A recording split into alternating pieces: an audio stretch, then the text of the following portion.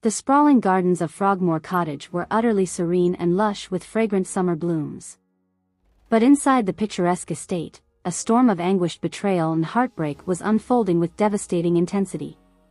Prince Harry sat slumped in a wingback chair, his eyes swollen and face mottled crimson from hours of messy, convulsive sobbing.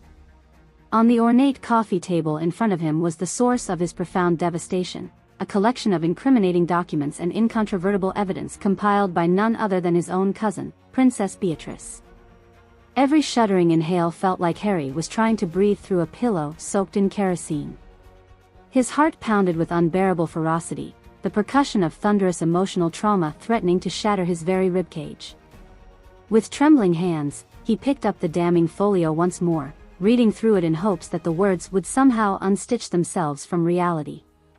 There it was in stark, indisputable clarity, Meghan's elaborate stratagem to isolate Harry from his family, gaslight him for years with calculated lies, and ultimately exploit his love for her own nefarious personal enrichment. The so-called Duchess of Compassion had apparently been executing a long con from the very beginning, meticulously plotting to wrest control over Harry's entire multi-million-dollar royal inheritance on the eve of his 50th birthday.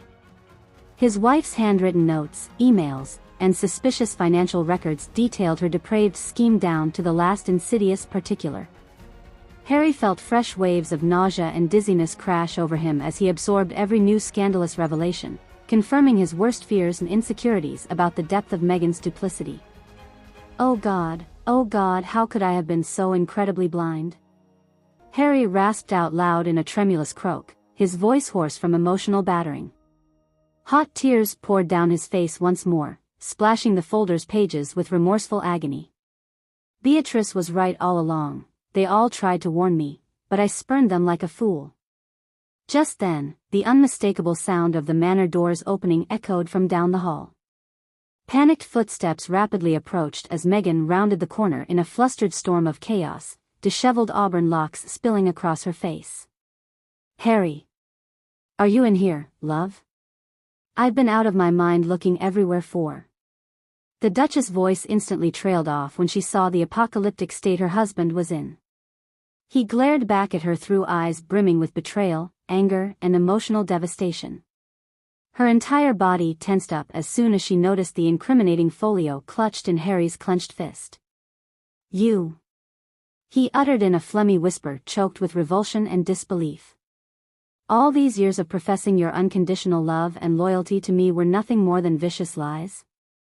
Meghan immediately dropped the act, her face hardening into a callous sneer as she planted her hands on her hips defiantly. Any trace of innocence or victimhood melted away to reveal the cold, pragmatic interior she usually kept shrouded from the public. I see the ginger rat has found a way to slither into our affairs yet again, Meghan hissed, shooting a venomous look straight through Harry's anguished core. Beatrice has always been jealous of me from day one. Of my popularity, my status, my husband's power. She just can't accept that I outplayed her pathetic family at every turn. A look of incredulous disgust slowly contorted across Harry's face as Meghan's shockingly brazen admission began to sink in. She not only wasn't denying her vile machinations against him, she was actively doubling down on them with chilling self-justification.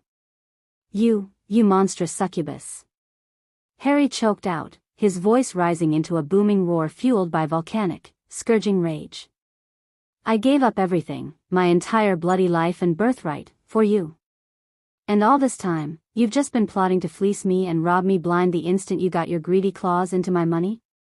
Meghan recoiled with a mocking sneer, clearly reveling in the visceral pain and fury she had inflicted on her hapless husband.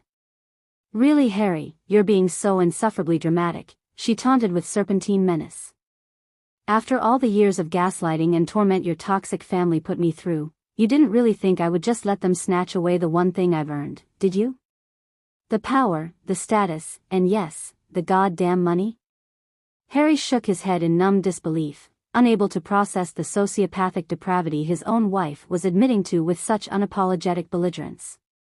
This woman he loved and worshipped was not only callously cheating him, but blatantly glorifying it as some twisted revenge crusade. You are profoundly unwell, Meghan, Harry sputtered, despair seeping into his words. You've become the very monster of cruelty and victimization you always decried. How did I not see this side of you until now? At this, Meghan unleashed a mocking cackle of derisive amusement that sliced through the air like shards of broken glass. Oh, spare me the sanctimonious hysterics, Harry, she jeered with dripping condescension.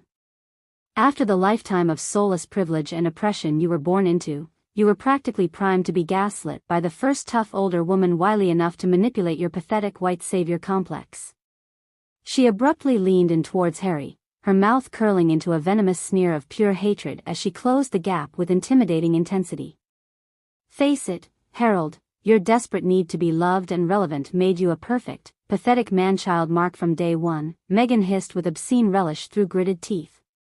And now that I've fully bled you dry of every last shred of dignity, respect and future security, it's time for me to extract my final payout from this sham of a marriage. Those last blistering words hung sickeningly in the air, their residual tang more corrosive than any acid to Harry's emotional well-being.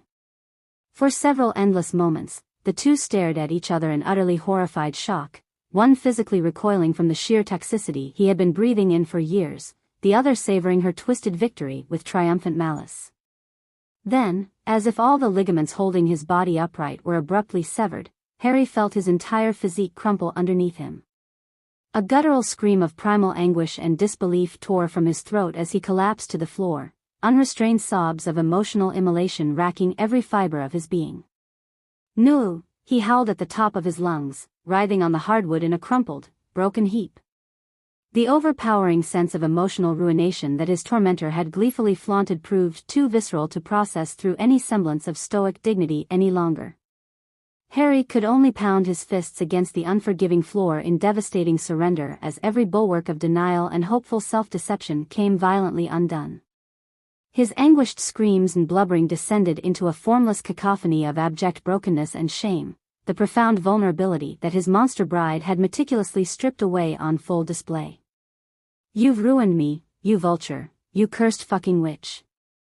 He gurgled between breathless spasms of hopeless weeping, his vocabulary devolving to the guttural lows of animalistic mourning.